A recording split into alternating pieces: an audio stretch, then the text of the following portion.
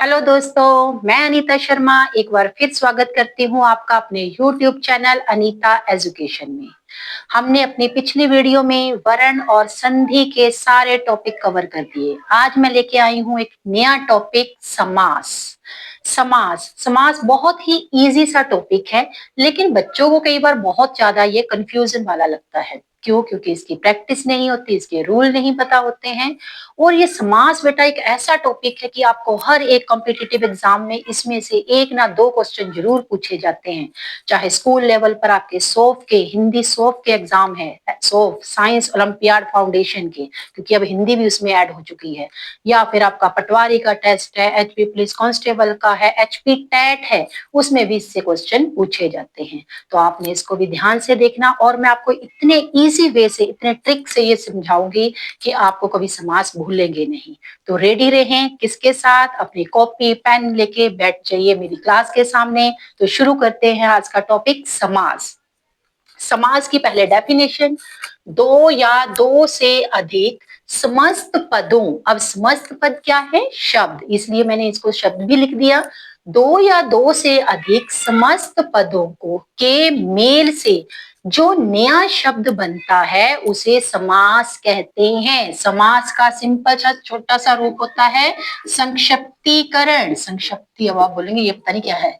संक्षिप्तीकरण मतलब संक्षिप्त, मतलब छोटा करना।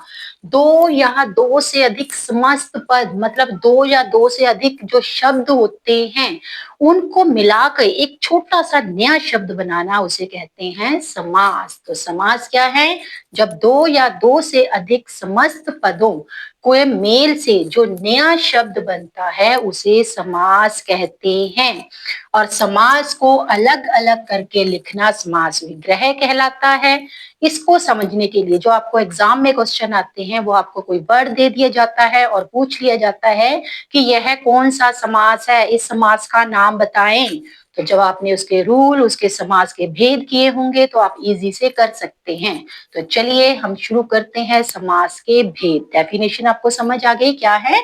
दो या दो से अधिक समस्त पदों के मेल से जो नया शब्द बनता है उसे समास कहते हैं।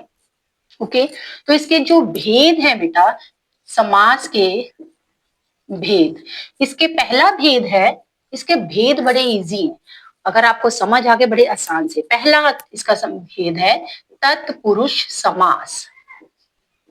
तत्पुरुष समास,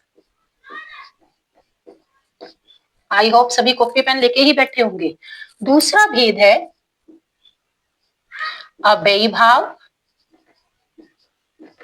अव्ययीभाव समास। तीसरा भेद है कर्मधारय समास।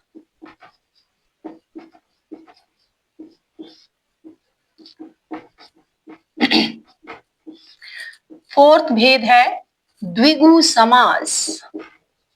द्विगु समास। और नेक्स्ट है इसका फिफ्थ है बहुब्रीहि। बहुब्रीहि समास।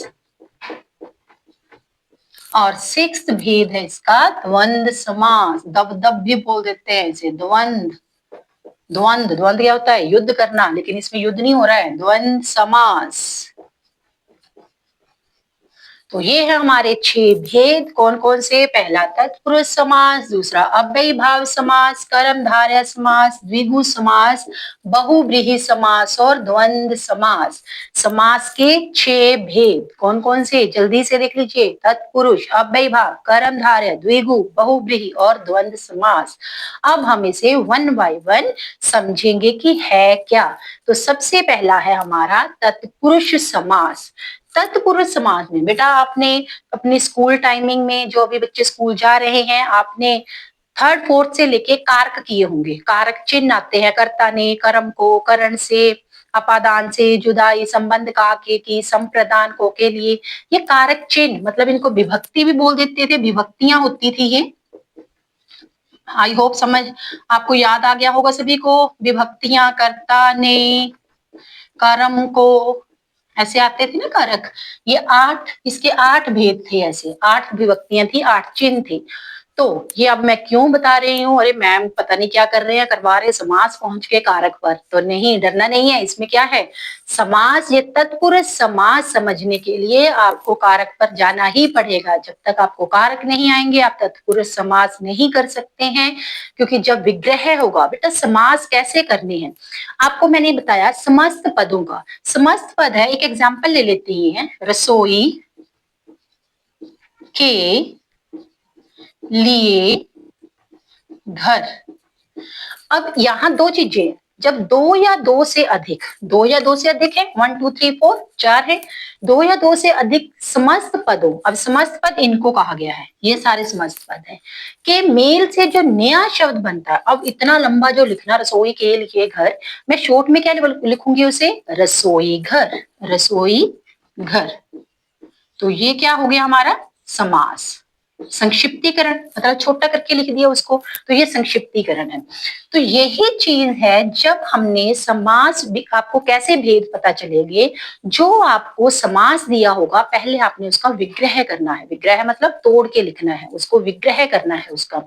जब उसका विग्रह कर लेंगे, तब अगर कोई भी ये कारक की विभक्ति आती है, ने आ गया, को आ गया, से आ गया, में आ गया, पर आ गया, क्योंकि जितने भी कारक चिन्ह है, कर्ता ने, कर्म को, सारे हैं, अधिकरण में, पर, वो सारे इसमें आ जाएंगे। अगर अगर कोई भी विभक्ति आती है, कारक की कोई भी विभक्ति आती है, तो आंखें बंद करके वो कौन सा समास होगा, तत्पुरुष समास। कैसे, अब रसोई के लिए ही घर ले लीजिए, देखिए आपको मैंने समास दिया है, रसोई घर, ये शब्द है, ये क्या है, समास। अभी ये क्या है, समास। अब इसका विग्रह करिए, रसोई के लिए घर, ये क्या हो गया, समस्त पद भी बन गया और समास विग्रह भी हो गया। अब विग्रह करने पर अगर विभक्ति आई, रसोई के लिए आ गया, इसमें के लिए किसका है, संप्रदान, को के लिए, संप्रदान है ना, उसके लिए संप्रदान जो कारक है उसमें आता है के लिए चिन्ह।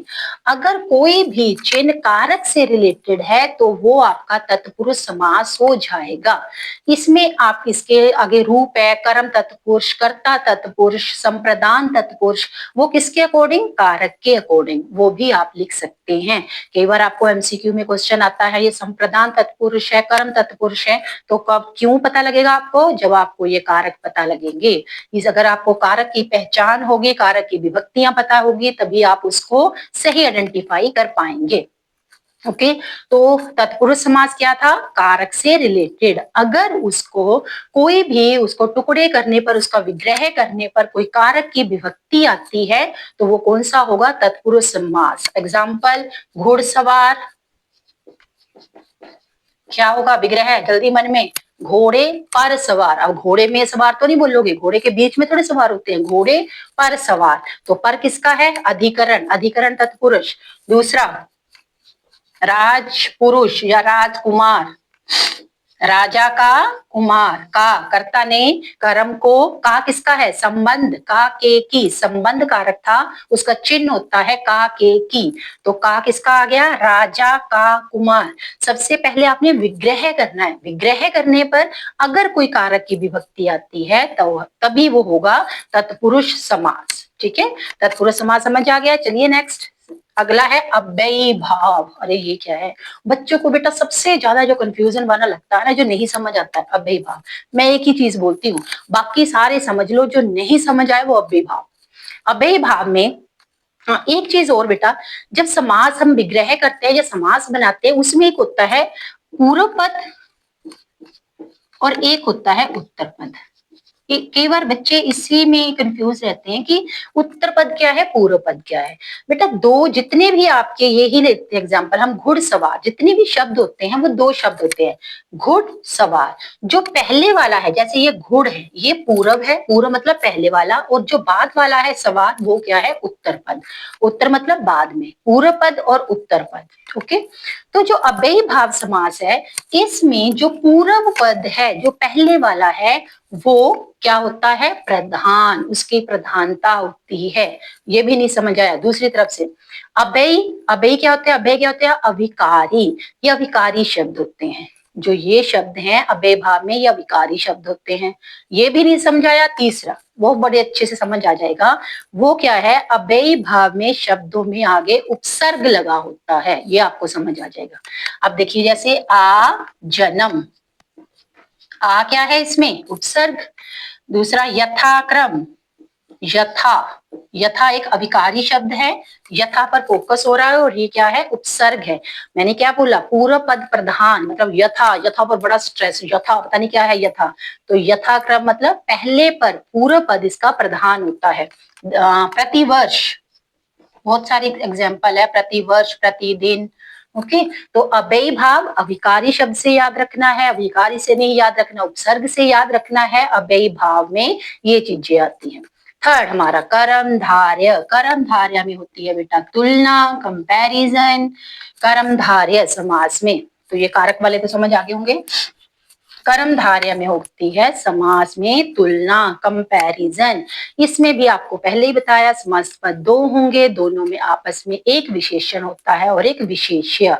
अब विशेषण विशेष्य क्या है, विशेषण तो आपको पता ही है, संज्ञा या सर्वनाम की विशेषता बताने वाले शब्दों को विशेषण कहते हैं, और जिस शब्द की विशेषता बताई जाती है उसे विशेष्य कहते हैं। एग्जाम्पल लेते हैं आपकी चंद्र मुख या चंद्रमुखी। ओके, यहाँ पे चंद्रमुखी, अब इसका बेटा विग्रह जरूर करना है। अब यहाँ पे जैसे अव्ययी भाव में आ जन्म, आ जन्म, जन्म भर, आ जन्म जन्म भर, यथाक्रम क्रम के अनुसार, क्रम के योग्य, क्रम के अनुसार, प्रतिवर्ष, हर एक वर्ष, तो इसका क्या हो गया, ये विग्रह। अब इसका क्या है, कर्मधारय समास। कर्मधारय समास में आपने क्या करना है, जो पूर्व पद है, उत्तर पद है, इसमें से एक आपका विशेषण होगा, एक विशेष्य होगा। विशेषण क्या होगा, जो आपकी विशेषता होगा, और विशेष्य जिसकी विशेषता होगा। ये आप बोलेंगे पता नहीं मैम क्या विशेषण विशेष्य लिख के बैठ गए, देख लीजिए इसको भी थोड़ा समझ लेते हैं। विशेषण क्या होता है, जिस शब्द की विशेषता बताई जाती है उसे कहते हैं विशेष्य, और जो विशेषता बताई जाती है वो होता है विशेष्य। एग्जाम्पल ले लेते हैं, सुंदर फूल, या फूल बहुत सुंदर है, सुंदर फूल। अब फूल क्या है, अब विशेषता क्या है, सुंदर, विशेषता क्या है, सुंदर, लेकिन कौन सुंदर है, फूल। अब यहाँ पे विशेषण क्या हो गया, सुंदर, और विशेष्य क्या हो गया, फूल, क्योंकि सुंदर कौन है, फूल। जिसकी विशेषण और विशेष्य आपको समझ आ गया। विशेषण क्या है, सुंदर, मतलब जो विशेषता, चंद्र जैसे सुंदर फूल बताया आपको, विशेषण क्या है उसमें, सुंदर, वो शब्द होता है जो संज्ञा या सर्वनाम की विशेषता बताता है, और जिसकी विशेषता बताई जा रही है वो क्या है, फूल। ठीक है, तो यहाँ पे विशेष्य क्या है, फूल, और सुंदर क्या है, विशेषण। तो कर्मधारय समास में क्या होगा, एक पद, एक जो शब्द होगा वो विशेषण होगा और दूसरा विशेष्य होगा, कंपैरिजन होता है। अब ये वर्ड है चंद्रमुखी, इसमें चंद्रमुखी, मुख कैसा है, चंद्रमा जैसा। और बेटा कर्मधारय समास में जो आपका विग्रह होगा वो ऐसे होगा, चंद्र जैसा मुख, चंद्र जैसा मुख। इसमें जैसा, जिसके, ऐसे वाले शब्द आते, जैसा मतलब कंपैरिजन, तुलना। चंद्र जैसा मुख, मुख कैसा है, चंद्रमा के समान, इसलिए यहाँ पे कौन सा समास होगा, कर्मधारय। और इसकी एग्जाम्पल देख लीजिए, चंद्रमुखी, कमल नयन, नयन कैसे हैं, कमल जैसे, कमल जैसे नयन। फिर आपका आ गया चंद्र नयन, चंद्रमुखी, चंद्र नयन, है ना। तो ये चंद्रमुखी तो आपका हो चुका है। सूरजमुखी, सूरजमुखी आ जाता है किसमें। तो ऐसे जो एग्जाम्पल्स आएंगी वो आएंगी कर्मधारय समास में। कर्मधारय समास में तुलना होती है, कंपैरिजन होता है, तो एक विशेषण होता है और एक विशेष्य होता है। नेक्स्ट है द्विगु समास। द्विगु और द्वंद्व समास समासों में सबसे इजी है। द्विगु समास होता है, इसमें पहला अक्षर संख्यावाचक होता है, पहला अक्षर संख्यावाचक, अब संख्यावाचक तो पता ही है ना बेटा, वो तो नहीं बताने की जरूरत। संख्यावाचक मतलब संख्या मीन्स काउंटिंग, कोई नंबर, हिंदी में नंबर प्रथम, दो, तीन, चार। तो इसकी पहचान ही क्या है, द्विगु में पहचान है कि शब्द का पहला अक्षर संख्यावाचक होगा। जैसे पंचवटी, त्रिनेत्र, चौराहा। ठीक है, इसमें पंच पांच आ गया, त्रि तीन आ गया, चौर मतलब चार आ गया। इसमें पहला अक्षर संख्यावाचक होगा द्विगु समास में। नेक्स्ट बहुब्रीहि समास। बहुब्रीहि समास को एक बार बाद में करते हैं, पहले मैं बता देती हूँ आपको द्वंद्व समास। द्वंद्व, द्वंद्व मतलब क्या होता है, युद्ध। देखिए इसमें ना एक और बड़े इजी मेथड से आप याद रख सकते हैं, द्वंद्व दम दम दो बार है, तो दोनों ही इसमें उत्तर पद भी और जो पूर्व पद है दोनों ही प्रधान होते हैं, दोनों एक जैसे होते हैं। जैसे माता पिता, इसकी पहचान क्या होती है कि बीच में योजक, ये वाला जो माइनस मैंने डाला ना इसको क्या बोलते हैं, योजक चिन्ह। बीच में योजक चिन्ह होगा। तो द्वंद्व समास की पहचान क्या होती है, बीच में योजक चिन्ह होगा, माता पिता, राजा रानी।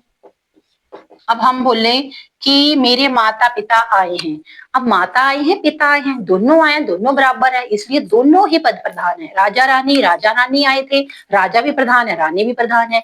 तो इसमें पूर्व पद और उत्तर पद दोनों ही प्रधान होते हैं, किसमें, द्वंद्व समास में। भाई बहन। एक चीज और बेटा, इसमें जो द्वंद्व समास है, जब ये योजक चिन्ह इसका जब विग्रह करेंगे, योजक की जगह और लगता है, और या भी लगता है। जैसे इसका विग्रह करेंगे, माता और पिता, राजा और रानी, भाई और बहन। अब या कहाँ लगेगा, या लगता है जैसे मैं आपको बोलूं, आपको खट्टा पसंद है या मीठा, खट्टा मीठा। अब या तो आप खट्टा होगा या मीठा होगा, दोनों इक्वल तो नहीं है, खट्टा या मीठा, तब भी या आ जाएगा। फिर आपका आ गया कम या ज्यादा, दूध में चीनी कम चाहिए या ज्यादा, कम या ज्यादा, कम या अधिक, तब भी या आ जाएगा। मतलब कंपैरिजन उसमें कर दिया ना, तुलना हो गई एक तरह से उसमें कि क्या चीज चाहिए, एक को प्रेफर करो कौन सी चीज चाहिए, तो आ जाता है या। जब दोनों में इक्वालिटी है तब और आ जाता है। ओके, इसमें और भी आ सकता है और या भी। अब आता है हमारा लास्ट द्वंद्व समास। क्या रब करूं, क्या रब करूं, भी करना है। द्वंद्व समास आपका हो गया है। द्वंद्व समास समझ आ गया आपको, माता और पिता। बहुब्रीहि, बहुब्रीहि में ना तो पहला पद प्रधान है,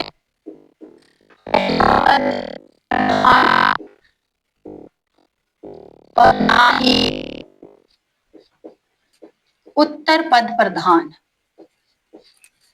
उत्तर पद प्रधान, कोई भी प्रधान नहीं, तीसरा ही पद प्रधान होता है, तीसरा ही पद प्रधान,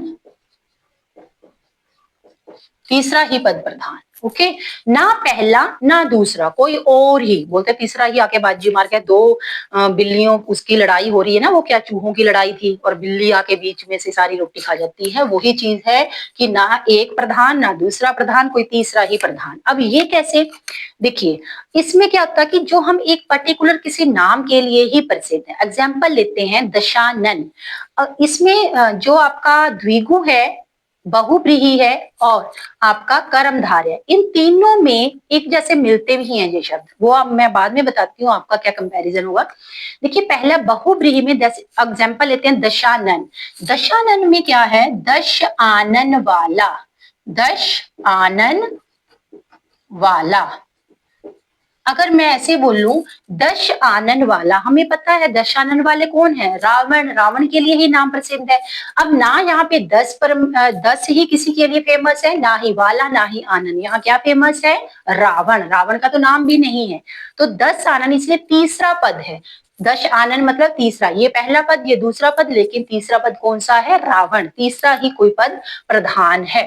ओके, और इसकी एग्जाम्पल देखिए, नीलकंठ, नीलकंठ, नीला है कंठ, जिसका, किसका है, किसका है, भगवान शिव जी का।